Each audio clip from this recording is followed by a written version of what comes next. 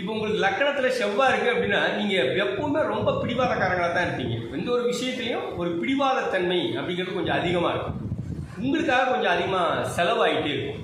இதுதான் அந்த லக்கணத்தில் இருந்துன்னா, உதாரணமாக லக்கணத்தில் செவ்வாய் இருக்கிறவங்கலாம் பார்த்தீங்கன்னா என்றைக்குமே அடுத்தவங்களை ஏமாற்றணும், யாருக்காவது துரோகம் பண்ணணும், துரோகம் செய்யணும் அப்படிங்கிற குணங்கள் வந்து இவங்களுக்கு இருக்கவே இருக்காது.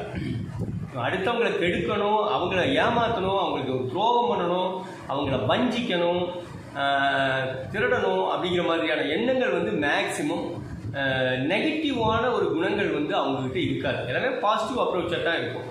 அதாவது லக்கணத்தில் செவ்வாய் இருக்கிறவங்க எல்லாம் பார்த்திங்கன்னா அவங்களுடைய வாழ்க்கையில் வந்து ஏதாவது ஒன்று உருப்படியாக கரெக்டாக செய்யணும் அப்படிங்கிற நோக்கத்துக்காகத்தான் இந்த பிறப்பையே எடுத்திருப்பாங்க. இவங்களுக்கு பார்த்தீங்கன்னா பொறுமையான குணங்கள், அமைதியான குணங்கள் இருக்கும்.